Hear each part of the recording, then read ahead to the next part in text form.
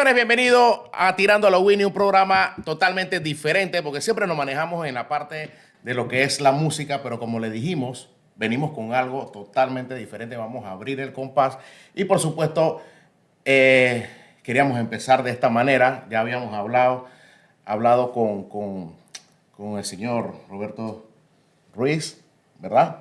Roberto Ruiz Díaz. Roberto Ruiz, o sea que yo me llamo Carlos Díaz. Bueno, son parientes. Así que primero que darle las gracias por aceptar la invitación para que nos brinde un poco de su conocimiento, ¿no? A todo este canal, esta comunidad que tenemos por acá. Hay miles de panameños que están aquí con nosotros y queremos saber un poco de su conocimiento, ¿verdad? En verdad de lo que está pasando en Panamá. Nos habíamos comunicado con usted, pero dejamos que pasara un lapso, un tiempo para saber qué es lo que viene, qué es lo que procede. Pero tengo un par de preguntas, como quien dice, puntuales, ¿no? Para empezar, por lo menos yo quisiera, yo sé que muchos panameños también quisieran saber cuál sería la diferencia una diferencia del fallo del 21 de diciembre de 2017 al fallo del 28 de noviembre del 2023. Sí, bueno, mira, las diferencias son abismales. Aquel fallo se estaba refiriendo a un contrato que mantenía una serie de cláusulas que eran contrarias a la Constitución, y aquella Corte Suprema de Justicia, a pesar de que se tomó casi 12 o 14 años, fue lo que demoró desde que se presentó la primera demanda, que fue en el 2008, hasta la decisión en el 2017. Hay que recordar que luego vino una serie de recursos que presentó los abogados de la mina, Morgan & Morgan, que presentaron como 4 recursos que hicieron que se atrasara 4 años más esa decisión. O sea, aquí desde el 2017 ya teníamos que haber tomado una decisión con relación a la actividad minera o específicamente al contrato ese. En aquella ocasión la Corte simplemente se pronunció y estableció que se habían violado 5 artículos de la Constitución.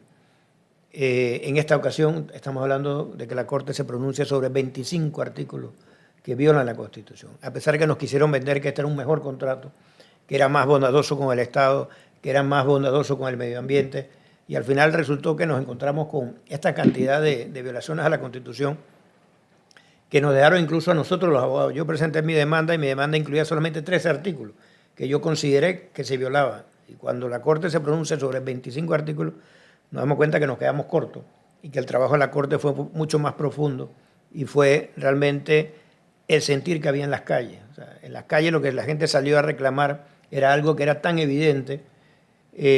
A mí me correspondió fue la labor de hacer docencia. Claro. Y a eso fue lo que nos dedicamos, ¿no? Nuestra posición como abogado y adicional a explicarle al pueblo qué era lo que se estaba discutiendo, qué era lo que había dentro de ese contrato, que la gente no lo veía. Mucha gente no entendía. Es que nos metieron primero el tema de que, bueno, que con esa plata se iba a ayudar a los jubilados, pero sin saber el daño que le estábamos haciendo al país. Y que esa plata iba a resultar mejores beneficios y que se iban a desarrollar una serie de programas, pero al final el daño que se estaba causando iba a ser mucho mayor. Cuando tú hablabas de 395 millones, que era lo que nos iban a dar ellos anual, y tú lo multiplicabas por los primeros 20 años, porque este contrato iba a ser hasta 60 años, podía llegar a durar, y tú multiplicabas esos 395 por los primeros 20 años, estamos hablando de 7.500 millones más o menos, y la planilla del Estado en 2 años se lleva 8.000 millones. Entonces, tú te quedas viendo, realmente claro, ahí no había nada. Entonces, podemos nosotros desarrollar, lo que pasa es que tenemos que tener la madurez como gobierno, como Estado, de desarrollar políticas públicas en donde nosotros, todas esas áreas que han sido impactadas, podamos desarrollarlas y darle la vuelta a esta historia. Nosotros tenemos en Costa Rica, que prohíben la actividad minera, una actividad turística, y tiene las mismas condiciones, y es similar el tema de bosque y de ecología con Panamá, tema de playa, solo que aquí ha faltado las ganas de ponernos a desarrollar ese sistema. Entonces, ese es uno de los principales de las principales situaciones que tienen que enfrentar ya no este gobierno, porque este gobierno perdió cualquier tipo de legitimidad, los próximos gobiernos, pero tenemos que afrontar ahora las consecuencias del fallo. Yo siempre he dicho, este fallo fue no una victoria, sino corregir un error, porque ahora nos toca ir a pleitear y a pelear en contra de la empresa en los arbitrajes. Y esos son los arbitrajes, son los que nos van a... Yo le iba a consultar eso también porque pues, uno de repente puede asumir que a lo mejor solamente era como un tipo de amenaza, solamente como una presión que ellos estaban metiéndole de repente al... Sí, lo hicieron en dos vías. Presionaron desde un principio porque ellos habían presentado arbitraje con relación al fallo anterior. Eso se eliminaron supuestamente con este contrato. Aparte tuvimos un ministro de Comercio pésimo, que realmente era un cabildero de la empresa, que nos metía miedo diciendo que nos iban a demandar por 100.000 millones de dólares cuando nunca en la historia de los arbitrajes se ha llegado a esa cantidad. Entonces veías esa presión sobre la mesa y ahí tú te quedas si tú me estás presionando en una negociación, yo me paro en la mesa y me voy. Yo no me quedo ahí a entregarte el país. Y eso fue lo que pasó. Pero ahora sí, ellos a partir que salió el fallo, al día siguiente ellos instalaron un arbitraje. Y también instalaron arbitraje dos de las empresas filiales. O sea, al final Minera Panamá es un cascarón. Detrás está First Quantum y hay dos empresas, hay coreanas, hay chinas, que también están activando sus arbitrajes en contra de la República de Panamá. Entonces, eso es lo que varios tenemos. puntos, no, aparte de pero no son varios puntos que están aquí en Panamá, ¿verdad? ¿De quiénes? ¿Cómo es? ¿De First Quantum? No, No, de actividad minera. ajá, actividad Sí. minera. Sí, pero las otras que te menciono forman parte de First Quantum, forman parte de Minera Panamá. Ahorita lo que estamos enfrentando es Minera Panamá. Claro. Las otras son otras concesiones con otras empresas, Cerro Quema, Veragol en Cañaza. Pero ahorita con Minera Panamá, como son varios socios, varios accionistas, cada uno ha activado acciones de reclamo y esos arbitrajes son los que tenemos nosotros que enfrentar como país. Pero tenemos que escoger mejores abogados, tanto locales como internacionales, porque los que tuvimos aquí nos costaron 6 millones de dólares para que la Corte nos dijera que violamos 25 artículos de la Constitución. Oh, wow. Entonces, ¿qué es lo correcto que debe pasar? Sabemos que ya está el arbitraje y eso, pero ¿qué es lo correcto que debe pasar luego de ser declarado el contrato minero como inconstitucional? Bueno, no tanto lo correcto, sino lo que hay que ejecutar, que fue lo que pasó con el fallo anterior. Que los gobiernos, tanto el de Varela como este, no ejecutaron el fallo de la Corte, que era simplemente dar el cierre completo a la actividad minera en el área de Donoso. Ahora lo que corresponde, y en esta ocasión el gobierno tomó el mensaje de que había en la calle, y apenas salió el fallo, inmediatamente ellos lo publicaron en Gaceta Oficial. Lo que corresponde es simplemente decirle a la empresa, suspéndeme toda la actividad que estás realizando. No puedes extraer un gramo de cobre, no puedes procesar ni siquiera el cobre que ya tenía extraído, porque esos son recursos del Estado panameño.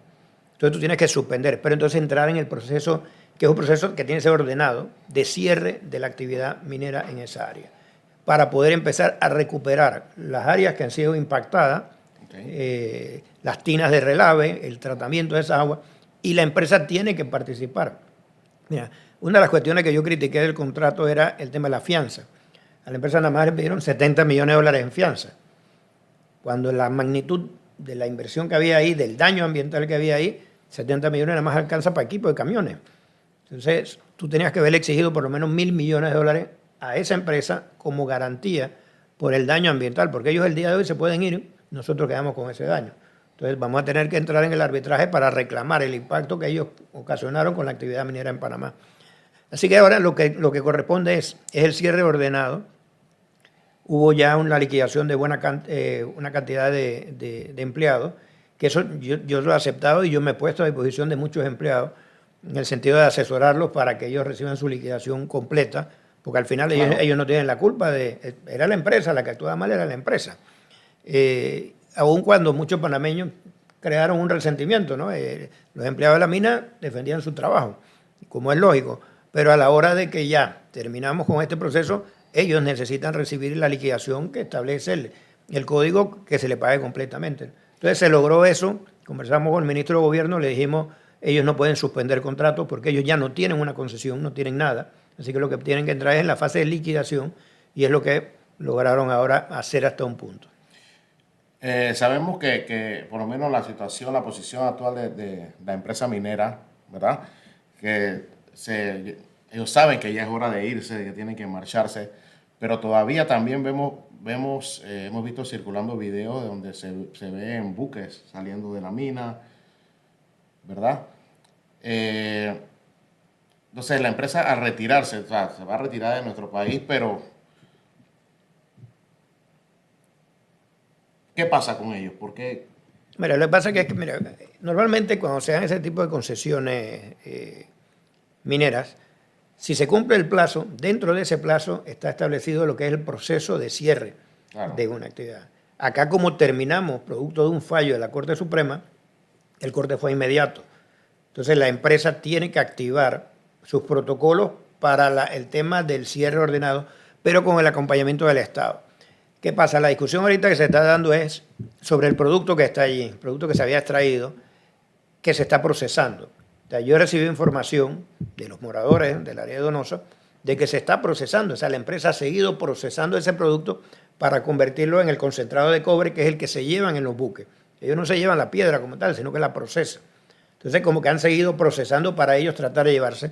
Y yo le dije al ministro de Gobierno, esos que está allí son productos que pertenecen al Estado. En tal caso, lo que tienen que hacer es una subasta pública para que el Estado pueda vender esos productos. Si Minera los quiere comprar, que los compre, pero que los pague.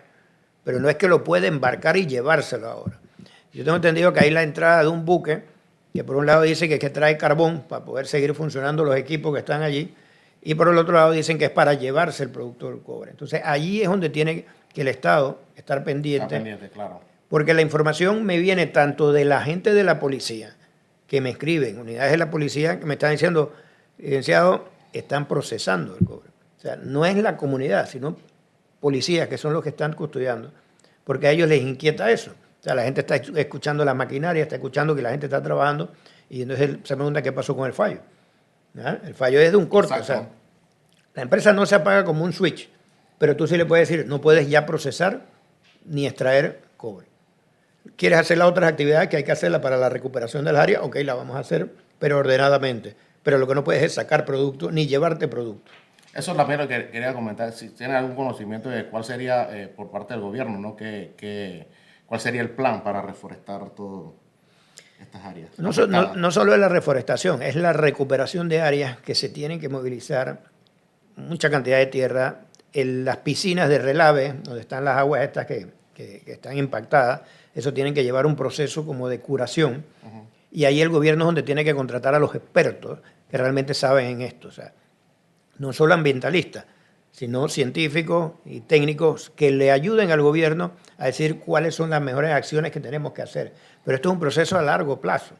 O sea, mucha gente que trabajaba en las minas, extrayendo, ahora va a seguir trabajando, pero ahora recuperando las áreas. O sea, hay que reforestar, pero también tenemos que ver el tema de las tinas de relave y todas las áreas que pueden ser afectadas. O sea, un derrame de eso puede impactar lo que son el agua de los ríos, que es al final la que termina tomando la gente en las comunidades. Así que es un tema que va a durar un poco, no es de un día para otro, pero la preocupación que hay en la calle es ¿por qué sigues extrayendo? Si ya tú no tienes contrato, ya tú no tienes concesión, no tienes nada. Entonces, ahí es donde el gobierno tiene que imponerse y decirle, señores, ustedes no pueden seguir extrayendo. O licitamos esta cantidad de cobre que está aquí y el que se la gana, bueno, se la puede llevar, pero la pagas primero antes de llevarla. Entonces, toda esa situación la tiene que ver el gobierno y es lo que te planteo. O sea, el problema con el gobierno es que ellos quedaron deslegitimizados. Cuando tú veías el tiempo de la protesta, desaparecieron por completo. Aquí no había presidente, no había vicepresidente, no había ministro, no había nadie. ¿Ah? Éramos nosotros los que estábamos con vocería, el pueblo buscando información y no había nada. O sea, nadie salió a dar la cara. Entonces ahora, recién apareció el ministro estableciendo un plan, pero está tirando un plan que estamos hablando de junio, como que quiere llevarse la historia hasta junio, cuando ya ellos se tienen que ir del gobierno para dejarle la pelota al gobierno que viene. Y aquí se tiene que conformar, es una veeduría, que es el que va a fiscalizar todas las actividades que se van a hacer.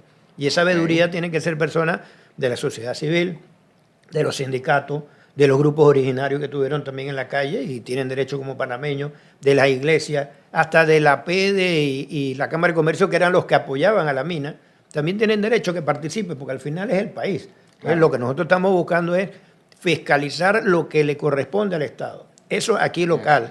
Y adicional, el equipo legal que tiene que ir a enfrentar los arbitrajes. Porque el problema no solo se queda aquí en Panamá en el daño ambiental, sino lo que nos pueda costar el día de mañana estos arbitrajes. La empresa va a decir que hizo una inversión y cuánto nos va a costar. Nosotros tenemos que apostar a decir cuánto es el daño que ellos nos ocasionaron a nosotros como país. Las letras pequeñas, como se dice. Exacto. Entonces es un tema que va a durar tiempo. Los arbitrajes son de 6, 7 años. Así que es algo que va a durar un poco. Quizás dentro de 2, 3 años ya la gente no hable nada de eso, pero eso va a seguir estando vivo.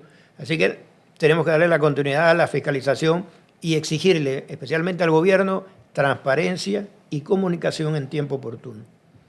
Okay. ¿Cuál sería su opinión personal en cuanto a los comunicados de la empresa canadiense donde ellos se manifiestan de manera muy amenazante, ¿no? Que el país puede quedar en crisis si ellos cesan sus operaciones y se retiran de manera definitiva del país? Es que ya ellos cesaron, o sea, ya ellos se fueron. Para los efectos legales ya ellos no existen aquí en Panamá. Lo que tiene el gobierno es que ejecutar la acción inmediata. Ya lo que venga es responsabilidad nuestra de los panameños. Aquí nosotros tuvimos una invasión y nosotros nos recuperamos la invasión. Aquí tuvimos la dictadura y nos recuperamos de la dictadura. Aquí tuvimos la pandemia y nos levantamos. O sea, aquí nadie nos va a arrodillar como país diciendo que si yo me voy tú te vas a arruinar o a quebrar. Aquí todavía no ha existido esa empresa que quiebra un país. Lo que sí es bonito es que como el panameño se unió para salir a las calles. Eso fue bien bonito. Mucha gente, muchas personas de aquí de Panamá que no sabían, de repente no entendían muy bien lo que era el contrato, y a través de su entrevista también que hizo con Mayer y estas cosas, la docencia que se le dio y también la ayuda de otros abogados también que salieron en las redes hablando, muchas personas entendieron y entonces ahí como que se llenaron de valor y dijeron vamos para las calles. Sí, exacto, ¿no? O sea, pasa que al principio todo el mundo estaba como que ¿qué es lo que sucedía? Claro. Y por lo menos en el caso mío yo no vengo de ahora, de octubre, ni siquiera de junio cuando se presentó el primer contrato. Yo vengo desde diciembre del 21 diciéndole que hay que ejecutar el fallo de la Corte. Porque el día que no ejecutemos los fallos de la Corte, nosotros entonces la justicia no va a existir aquí en Panamá. Va a ser un estado vaquero. Entonces nosotros tenemos que hacer respetar, como abogado, tengo que hacer respetar los fallos de la Corte Suprema. Y luego entonces comenzamos con este tema de la docencia, de desmenuzar el contrato. Yo recibí muchos ataques de parte de comentaristas, periodistas, páginas que se inventaban videos, atacándome a mí por yo darle a la gente las herramientas de conocimiento. Y no era porque yo tenía un interés. Entonces, eso a mí no me molestaba, sino simplemente me alegraba más cuando yo hacía un video de 10 minutos que la gente lo viera. Porque tú haces un video, algo corto, un minuto, y la gente se queda, pero que la gente se sentara a esperar que yo subiera un video. Porque así me lo escribían. Estamos esperando la opinión suya y esto. Entonces tenía yo ya que prepararme como si fuera parte de mi trabajo y decirle a la gente, bueno, vamos con el video, vamos a aclarar. Y era un video largo porque era la forma de desmenuzar un contrato y que la gente lo entendiera y no hablarle técnicamente como abogado. Y ese trabajo lo hicimos entre varios. Estaban Silvio Guerra, Miguel Antonio Bernal, Ernesto Cedeño, Juan Ramón Sevillano, Martita Cornejo. O sea, hubo un grupo variado de abogados que nos pusimos la camiseta de Panamá. Claro. No como abogados, la camiseta de Panamá. Entonces nosotros decirle, mira, esto es lo que hay. Es así, claro. Hubo discusiones, no sé si recuerdas el momento, con ciertos grupos, con la discusión de si era mejor la inconstitucionalidad o la derogatoria. Yo siempre me mantuve con el tema institucional, que era yo necesito la inconstitucionalidad. ¿Por qué? Porque eso es lo que me va a dar a mí la herramienta para ir a pelear allá afuera. Y no nos equivocamos, porque el fallo de la Corte, de más de 260 páginas, desarrolló por completo y nos dio herramientas para poder salir a pelear el día de mañana. Pero si hubiéramos hecho una derogatoria, le dábamos la razón a la empresa porque le rompimos un contrato así arbitrariamente y aparte era inconstitucional también la derogatoria. Entonces, ahí hubo como que una ruptura entre los colegas, pero bueno, al final se logró lo que se quería. Muchos esperaban que la Corte demorara más tiempo, la Corte demoró un mes y una semana, a lo mucho, en tomar la decisión. Yo tengo demandas de la Corte que tienen 7 años, y la anterior duró no sé cuántos años, de la minera. Pero reciente pasó la fecha también que iba a ser referéndum, ¿no? ¿Ah? Reciente pasó la fecha que... Sí, el de que querían hacer el referéndum el 17, que esa fue otra locura. Inventaron eso cuando la Constitución no lo contempla, referéndum para revocar un contrato ley. Lo otro era que derogamos un contrato ley, dentro de las facultades de la Asamblea no está. Y prueba de eso es que la propia Corte señaló cuáles son las facultades que tiene la Asamblea, era aprobar o improbar. En ningún momento le dicen modificar, cambiar, anular o derogar contratos, leyes. Entonces, todo eso permitió pues, que hubiese un desarrollo de ideas, pero la gente en la calle, el ciudadano, estuvo a la altura, salió, protestó. Digo, yo no voy a negar que hubo acciones anárquicas, acciones que estuvieron al margen de la ley, de delincuentes que simplemente se aprovechaban de la... Y prueba de que hubo un momento, si ustedes se dan cuenta, que la gente, las manifestaciones ya no eran tan masivas, pero era por el temor a estos grupos infiltrados que llegaban era a tratar de dañar y provocar a la policía para que hubiese un enfrentamiento. Hasta los robos en los carros. Sí, que los rompían los vidrios por el área de la universidad. O sea, eran simplemente delincuentes que tienen que recibir el castigo. Pero lo que yo no puedo estar de acuerdo es que castiguemos a los dirigentes que salieron a protestar pacíficamente. Mira, hubo cierres de calle, hubo molestia en la provincia de Chiriquí. Yo estuve hace una semana allá en Chiriquí, ellos me invitaron a hacer una conferencia y yo consideré que era el primer lugar donde tenía que ir, porque fue la provincia más sacrificada, porque ellos quedaron aislados. Claro. Ellos dependieron fue de Costa Rica, para el combustible, para el gas. Y entonces se afectó mucho el tema de tierras altas, la producción. Y ellos me pedían que hiciera un llamado y yo hacía videos dirigiéndome a los hermanos Nove, que abrieran, que dieran los espacios por lo menos. O sea, no levantes la lucha, pero sí dale espacio a la gente. ¿Cómo que el corredor? Sí, el corredor humanitario, que es lo que se pedía. Que, bueno, los corredores, esos son en tiempos de guerra, pero era la idea de que ellos entendieran también que igual también son panameños que resultaban afectados y de alguna manera se logró. Pero aquí la falta de liderazgo que existió en ese tiempo fue a nivel de gobierno y también a nivel de dirigentes, porque tú te encontrabas en el trayecto de Santiago a Chiriquí como cinco puntos bloqueados. Entonces, si hablabas con uno, el otro no. Entonces, pero hablamos nosotros, le dimos incluso le pedimos la disculpa a los chiricanos, porque al final lo que estábamos peleando era por el país. O sea, exacto. Fue un sacrificio, a ellos les tocó un sacrificio mayor, pero era la gota que nosotros teníamos que aportar para esto, porque si no, no hubiéramos llegado a este resultado.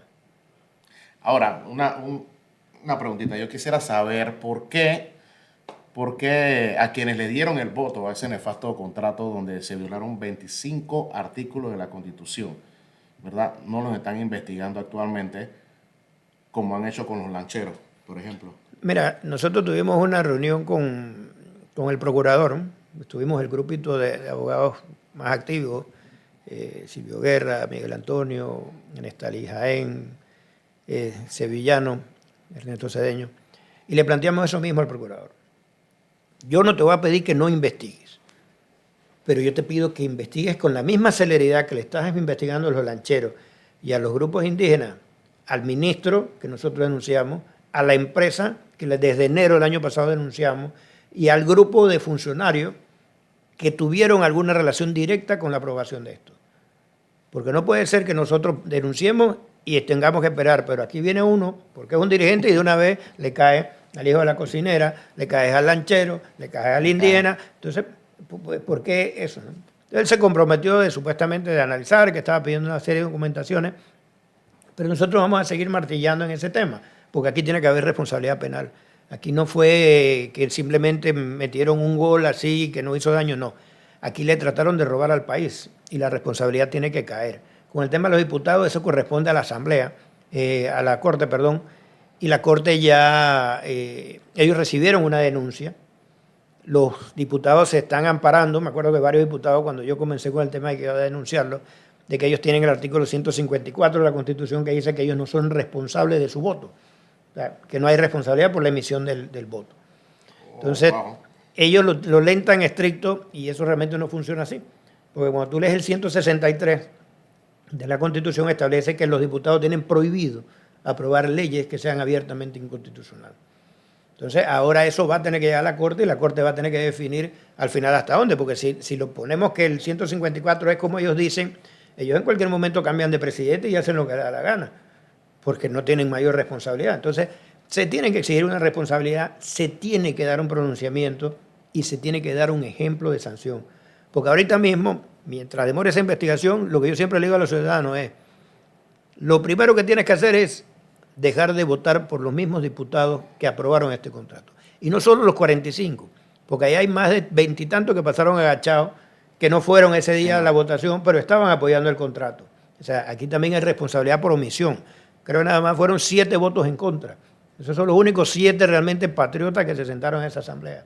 Y los más irresponsables son los que una vez vieron que el país se le prendió, fueron allá a decir que ellos no lo habían leído, que no habían leído el contrato. Entonces, ¿cómo aprobaste un contrato si tú no lo lees? ¿Ah? Entonces vas a pedirme disculpas. Disculpa cuando quisiste vender el país. No, esto no funciona así. Entonces el ciudadano es el que tiene que ejercer ahora ese escrutinio de qué mejor candidato tienes, buscando a los que votaron a favor, simplemente darle raya. Esa es la única forma que tienes de pasar la factura. Exacto.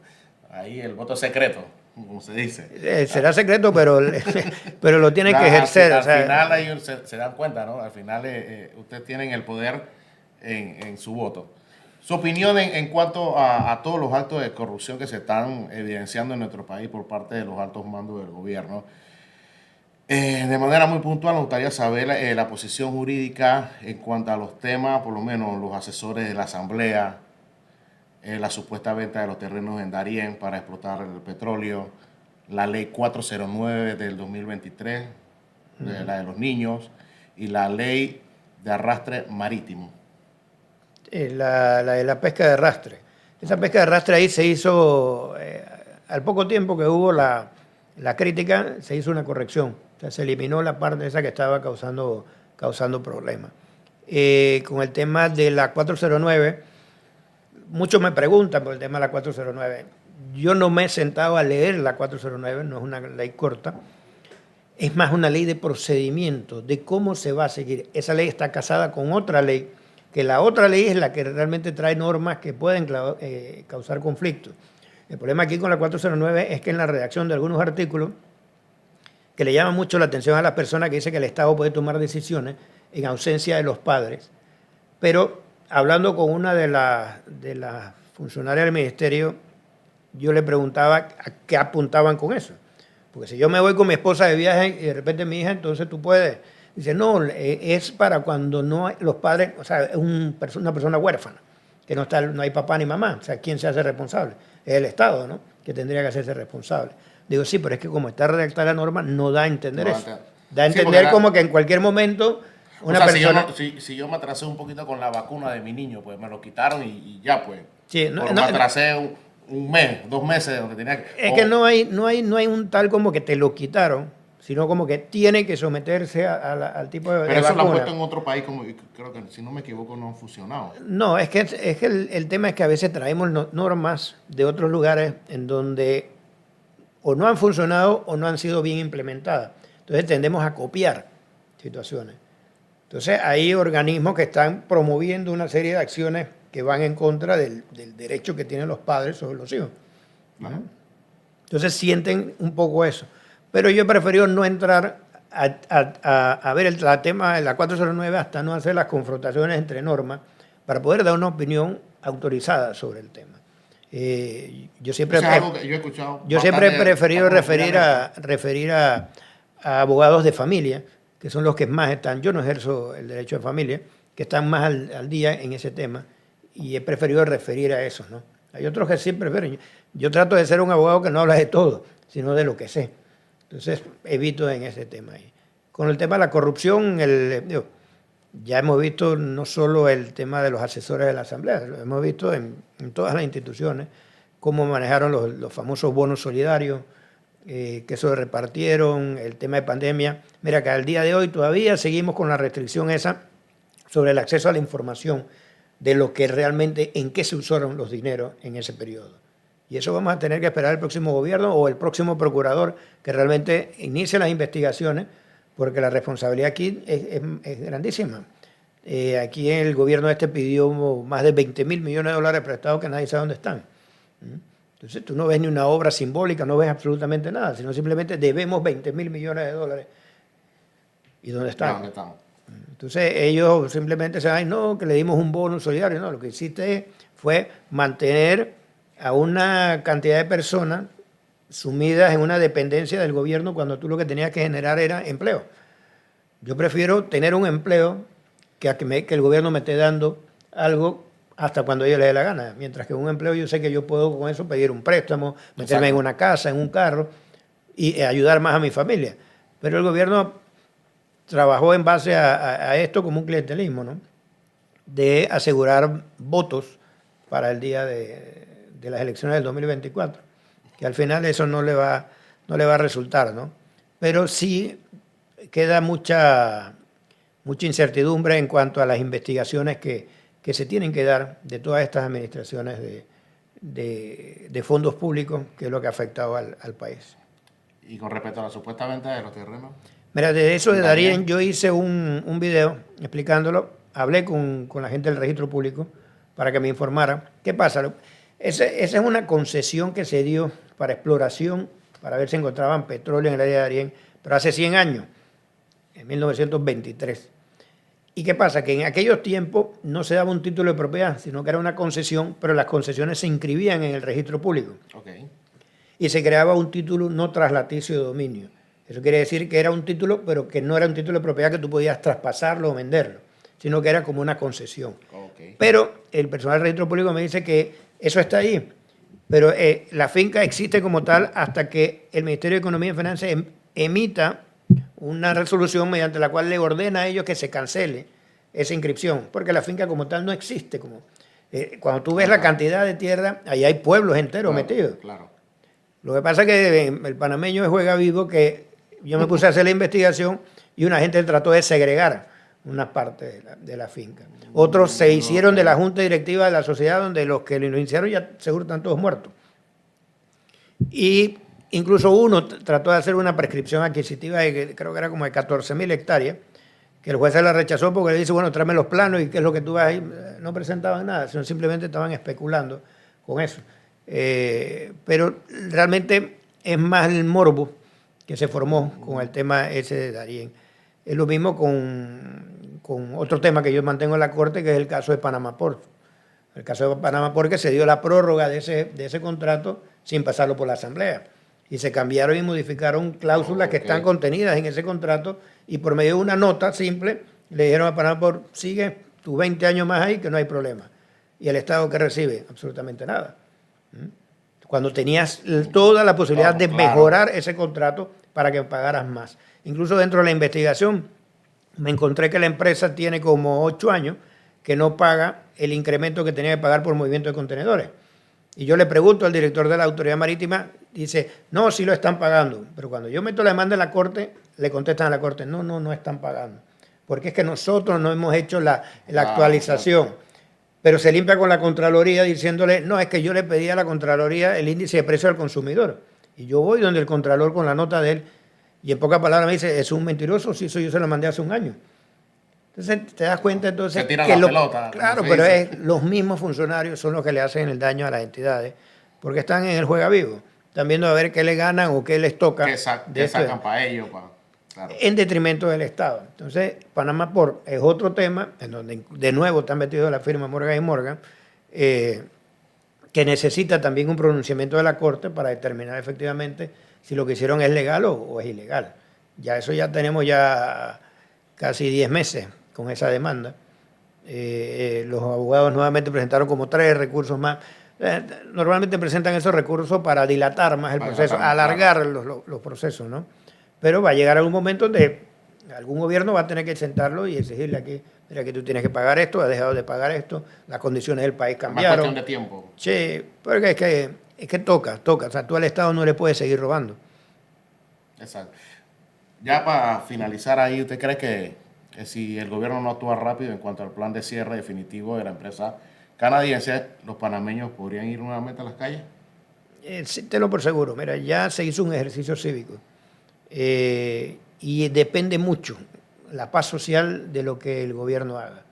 Si el gobierno mantiene esa posición que ha mantenido hasta ahora, de oscurantismo, de manejar todo bajo la mesa, sin darle la cara al pueblo, el pueblo va a entrar en el cabreo que entró la vez pasada, simple y llanamente. O sea, claro. Vamos a salir nuevamente a la calle a exigir. Mira, hay llamados de personas para que se vayan a la mina, para entrar allá, y hay que evitar esa confrontación, porque al final los dueños de la mina son extranjeros y se van, y que terminamos confrontando nuevamente pueblo contra pueblo. Entonces, ahí es donde el gobierno tiene que actuar. O sea, ya ellos tienen que aceptar la irresponsabilidad que ellos hicieron, que fue aprobar ese contrato. Ahora tienen que ser responsables ante las consecuencias y evitar nuevamente que el pueblo se tenga que manifestar en las calles para exigirle que ellos hagan su trabajo. Ok. Dijimos que ya esta era la última, pero con usted Siempre también. hay un plus. Sí, hay un sí, plus. no, claro, no, sabemos que también está con Maya, que va ahí de vice. Así es. Sí. Hemos querido apoyar a... Mira, Mayer Mirachi lo conozco yo, ni siquiera por redes, porque yo tampoco no es que soy de mucho andar por las redes. Nos conocimos fue en las manifestaciones. Y él me busca y me dice, ¿me puedo tomar una foto con usted? Si no fuera por usted, yo nunca hubiera entendido el contrato. Porque le dice, yo tenía una posición equivocada. Yo al principio cuando me vendieron el contrato yo dije, boom, esto es plata para el Estado. Claro. Pero cuando yo empecé a escucharlo a usted, me di cuenta, coño, aquí no están robando. Entonces ahí él entendió, incluso por las intervenciones de Silvio Guerra, y conversamos y nos tomamos la foto. Y yo, bueno, el famoso eres tú, ¿no? Bueno, nos tomamos la foto. Luego conversamos un par de veces y ahí fue donde me invitó a que lo acompañara a ser vicealcalde. Yo le dije, mira, yo sé que te manejas en los medios, yo sé que eres un muchacho joven, tienes muy buenas ideas, tienes muchas ganas, pero esto es un trabajo serio. Esto no es un trabajo Exacto. para improvisar, ni para querer ganar fama, ni like. Aquí hay responsabilidades claro. que tenemos en una ciudad que es una ciudad abandonada. Entonces, nosotros tenemos una ciudad sucia, una ciudad cochina. Y no solo aquí en el centro. Tenemos en el área norte y en el área este que allá no se invierte ni un solo centavo. Tenemos poblaciones allá que son más rurales que ir al interior del país, en donde no les llega nada. Si tú te comprometes a hacer un trabajo real, yo me comprometo a apoyarte. Yo voy a ser como un asesor tuyo. La experiencia que yo tengo de 30 años de abogado, 25 años trabajando en el Estado, yo la pongo a tu disposición.